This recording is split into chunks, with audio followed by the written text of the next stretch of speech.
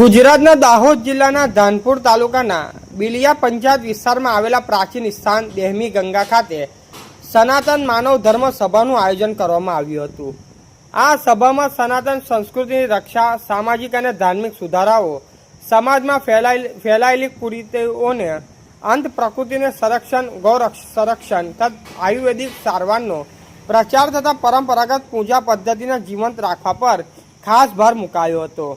સાથે સાથે એકતા, સમરસત્તા અને સમાનતાને જાળવી રાખવા તથા ઊંચ નીચના ભેદભાવો દૂર કરીને સમાજ પર ચાલવાની અને રાષ્ટ્રીય રક્ષા સાથે માનવ સમાજમાં સેવા, શિક્ષણ અને સ્વાસ્થ્યના પ્રચાર પ્રસાર માટે પણ સંદેશ આપવામાં આવ્યો હતો। આ અવસરે સંસ્થાના પદાધિકારીઓમાં જિલ્લા અધ્યક્ષ, તાલુકા અધ્યક્ષ અને મંત્રી પદથી નિમણૂકોને પણ કરવામાં આવી હતી। ધર્મસભામાં હાજર સંઘના પ્રમુખ નરસિંહ ગિરી મહારાજે સભાને સંબોધિત કરી હતી। આ કાર્યક્રમમાં સેંકડો સંત મહંતો, મેથી, કોતવાલ તથા મોટી સંખ્યામાં ગ્રામજનો હાજર રહ્યા હતા।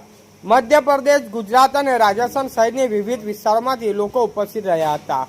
બાંસવાડાથી શંકરગીરી મહારાજ, સજ્જનગઢથી શંકરગીરી મહારાજ, કુશળગઢથી ગિરિરાજ નાથજી મહારાજ, મથુભાઈ ભગત, ભુરજીભાઈ કટારા, સંતોષી મહારાજ, સગનગીરી મહારાજ તેમજ ગુજરાતમાંથી મદનભાઈ માલિયા, મકાનભાઈ શાંતિભાઈજી મહારાજ, શૈલેષજી મહારાજ, રાકેશભાઈ સિંઘાડા, સગનભાઈ સહિત અન્ય અનેક સંત મહંતો હાજર રહ્યા હતા। સભા દરમિયાન તમામ સંત મહંતોને શૈલેષ મહારાજ દ્વારા માલા પહેરાવી સન્માનિત કરવામાં આવ્યા હતા।